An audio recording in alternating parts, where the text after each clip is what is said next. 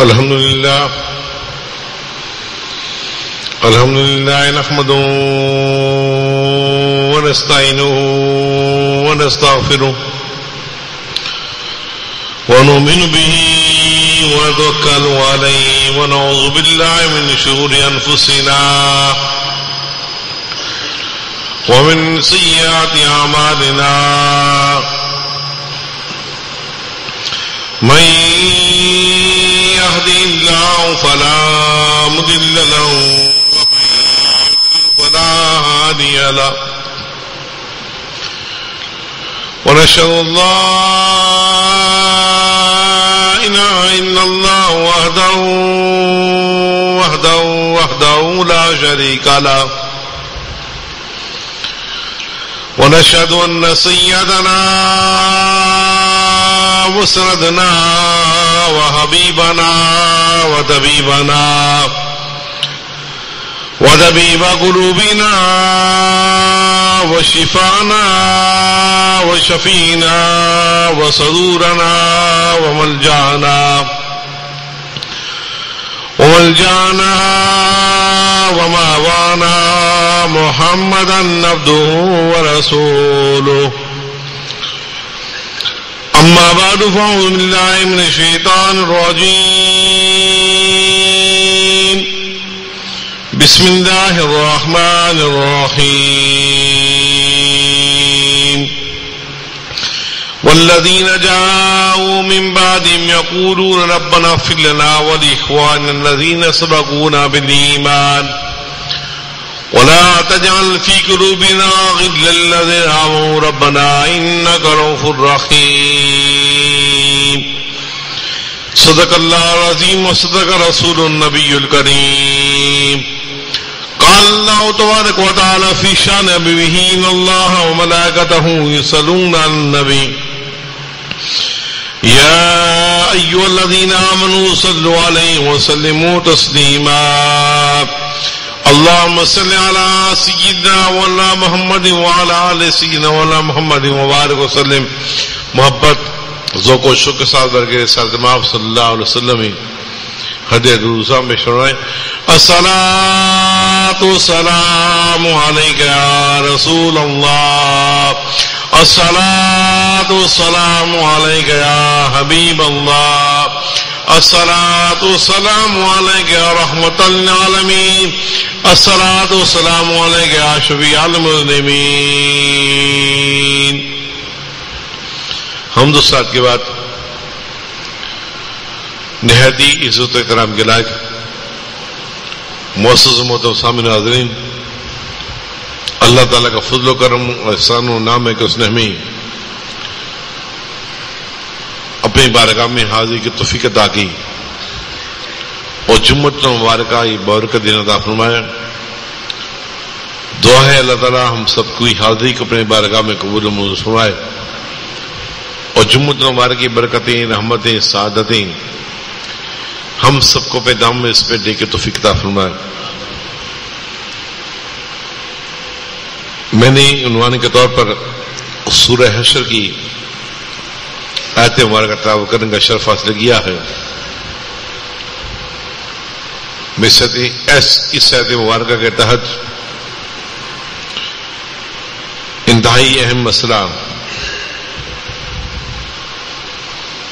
ایصال ثواب جو ہم کرتے ہیں،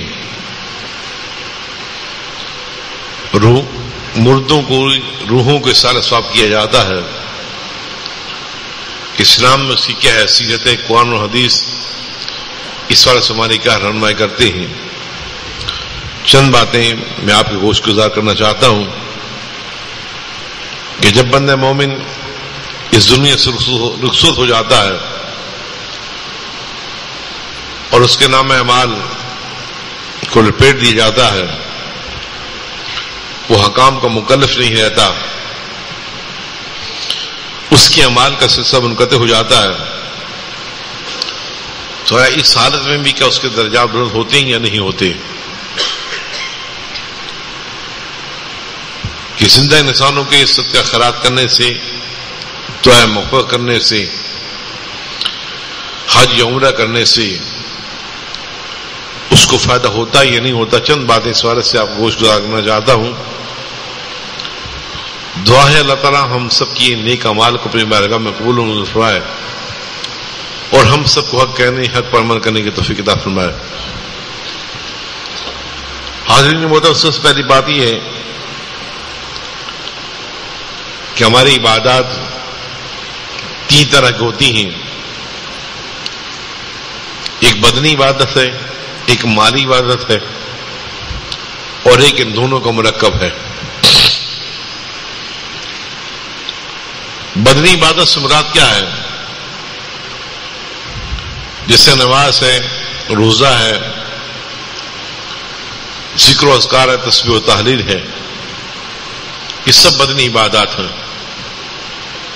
اور مالی عبادات سے مراد زکوٰۃ، صدقات، خیرات، جو بھی اللہ کی بارگاہ میں ہم مالی صورت میں پیش کرتے ہیں، یہ تمام مالی عبادات کہلاتی ہیں. اور مرکب دونوں کا کیا ہے؟ جیسے حج ہم کرتے ہیں، عمرہ کرتے ہیں، کہ حج پر یا عمرے پر ہم جاتے ہیں تو ہمارا کچھ پیسہ خرچ ہوتا ہے. وہ پیسہ خرچ کرنے کے بعد ہم حج یا عمرہ کرتے ہیں تو وہاں تکالیف ہے، انسان بدنی عبادت بھی کرتا ہے، انہیں برداشت کرتا ہے. یہ دونوں کو مرکب ہے. یہ تینوں عبادات جو ہم کرتے ہیں، زندہ انسان اگر وہ چاہیں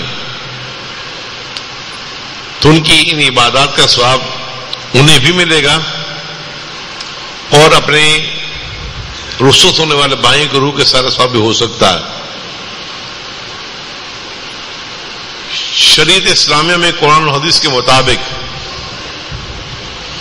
ان تمام عبادات کا ثواب میت کو کیا جا سکتا ہے، اس سے ثواب پہنچتا ہے. یہ وجہ ہے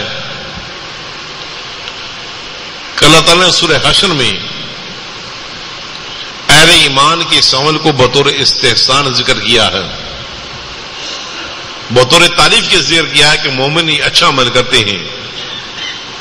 اہل ایمان کی خوبی بیان کی جا رہی ہے کہ والذین جاؤوا من بعدہم یقولون ربنا اغفر لنا ولاخواننا الذین سبقونا بالایمان ولا تجعل فی قلوبنا غلا للذین آمنوا ربنا انک رؤوف رحیم. اس آیت مبارکہ میں اہل ایمان کی ایک اچھی عمل کو بیان کیا جا رہا ہے بطور استحسان کے کہ والذین جاؤوا من بعدہم یقولون، اور وہ جو ان کے بعد آئے وہ کہتے ہیں ربنا اغفر لنا، یا اللہ تو ہمیں بخش دے، ولاخواننا الذین سبقونا بالایمان، ہمارے ان بھائیوں کو بخش دے جو ہم سے پہلے ایمان کے ساتھ گزر گئے ہیں. ولا تجعل فی قلوبنا غلا للذین آمنوا ربنا انک رؤوف رحیم، اور ہمارے دلوں میں کوئی کھوٹ باقی نہ رکھ ان کا جو ایمان والے ہیں. اے اللہ عام ربنا انک رؤوف رحیم، یا اللہ تو بڑا مہربان اور نہایت رحم کرنے والا ہے. قرآن پاک میں سورہ حشر کی آیت مقدسہ میں اللہ تبارک و تعالیٰ نے اہل ایمان کی اس عمل کو بڑے بصورت خوبی، بصورت استحسان بیان کیا ہے کہ اہل ایمان یہ اچھا عمل کرتے ہیں. اگر یہ عمل برا ہوتا، حرام ہوتا، بدعت ہوتا، شرک ہوتا، گمراہیت پر مبنی ہوتا، تو قرآن پاک میں کبھی بھی اس کو اچھائی کے طور پر بیان نہ کیا جاتا، بطور استحسان ذکر نہ کیا جاتا. یہ تو اہل ایمان کی علامت، ایک نشانی، ایک اچھائی بیان کی جا رہی ہے کہ اہل ایمان یہ اچھا عمل کرتے ہیں کہ اپنے لیے بھی مغفرت دعا کرتے ہیں اور اپنے وہ بھائی جو فوت ہو گئے، جو دنیا سے رخصت ہو گئے، ان کی بھی گناہوں کی مغفرت طلب کرتے ہیں. گویا زندہ انسان اپنے مردہ بھائیوں کے مغفرت کی دعا کر سکتا ہے. اور پھر ساتھ ہی ساتھ سورہ مومن میں یہ بیان کیا گیا ہے کہ اللہ تعالیٰ کے وہ فرشتے جنہوں نے عرش کو اٹھایا ہوا ہے، جو عرش کے ارد گرد حلقہ زن ہے، وہ اللہ تعالیٰ کی حمد و ثنا کرتے ہیں اور اللہ کے بارگاہ میں دعا کرتے ہیں کہ اللہ تو جو اہل ایمان ہے ان کے گناہوں کو معاف فرما دے. یہ قرآن پاک ذکر کر رہا ہے تو یقیناً ان کے اس عمل کا فائدہ جو لوگ فوت ہو چکے ہیں، قبروں میں دفن ہو چکے ہیں، انہیں پہنچتا ہے۔ پھر یہاں تک کہ ہر نمازی کم از کم اپنی ہر نماز میں یہ کہتا ہے کہ ربنا اغفر لی ولوالدی وللمؤمنین یوم یقوم الحساب۔ ہم ہر نماز میں پڑھتے ہیں، قاعدہ اخیرہ میں پڑھتے ہیں، اور پھر اس کے بعد ہم سلام پھیرتے ہیں۔ ہر نمازی کہتا ہے ربنا اغفر لی، یا اللہ تو میرے گناہوں کو معاف فرما دے، ولوالدی میرے والدین کے گناہوں کو معاف فرما دے، وللمؤمنین تمام مومن کے گناہوں کو معاف فرما دے، یوم یقوم الحساب، یوم حساب تک۔ گویا نمازی نماز میں دعا کرتا ہے یا اللہ میرے گناہ، میرے والدین کے گناہ، تمام مومنین کے گناہوں کو معاف فرما دے۔ یہ ایصال ثواب ہے کہ ہم ایصال ثواب میں کچھ پڑھ کر، کلمہ و کلام طاعت کر کے، قرآن پاک کی تلاوت کر کے، نوافل پڑھ کے، حج کر کے، عمرہ کر کے ہم دعا کرتے یا اللہ تو ہمارے اس حج عمرے کا ثواب ہمارے والدین کو عطا فرما دے، میرے والدین کے گناہوں کو معاف فرما دے، یا اللہ تو میرے والدین کے صغیرہ کبیرہ گناہ معاف فرما دے، یا اللہ تو میرے والدین کے درجات کی بلندی عطا فرما دے۔ یہ زندہ انسان اپنے مردہ بھائیوں کو دعا کرتا ہے، اس کی یہ دعا ان کے حق میں قبول کی جاتی ہے۔ کیوں اگر قبول نہ ہوتی تو اسلام میں، شریعت اسلام میں کبھی بھی اس عمل کو حکم نہ دی جاتا۔ اگر یہ دعا کرنے کا کوئی فائدہ نہ ہوتا، ہمارے یہاں میت ہوتی ہے، مئی کے بعد ہم سوئم کرتے، تیسرا کرتے ہیں، 10واں ہوتا ہے، سالانہ ہوتا ہے، 40واں ہوتا ہے، اس میں کیا ہوتا ہے؟ قرآن خوانی کے بعد ہم دعائیں خیر کرتے ہیں یا اللہ اس کا ثواب اسے پہنچ جائے۔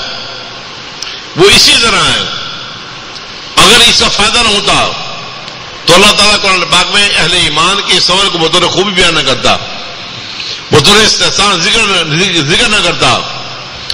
اللہ تعالیٰ کہ ہم نماز پڑھتے ہیں، نماز اللہ تعالیٰ کی ہے، ہم نماز میں کہتے ہیں کہ اللہ تو میرے والدین کو بخش دے، اس کا مطلب یہ ہوا کہ زندہ انسانوں کی دعا مردوں کے حق میں قبول کی جاتی ہے۔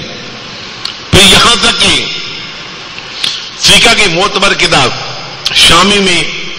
شامی کی دوسری جلد میں باب الحج عن الغیر میں اس بات کو لکھا گیا ہے، باقاعدہ شامی میں باب باندھا گیا ہے کہ حج کسی مردہ کی طرف سے کرنا، کسی اور کی طرف سے حج کرنا، وہ حج قبول ہے یا نہیں قبول۔ اس میں یہ سوال اٹھایا گیا کہ آیا زندہ انسان کوئی عمل کرتا ہے، وہ اپنے اس عمل کا ثواب کسی مردہ کو عطا کر سکتا نہیں کر سکتا؟ اس میں دیکھتے ہیں کہ سواء کان صلاۃ او صوما او صدقۃ او قراءۃ او ذکرا او طوافا حجا او عمرۃ او غیر ذلك من زاد قبول الانبیاء علیہم الصلوۃ والسلام والشہداء والصالحین کما فی الانبیاء۔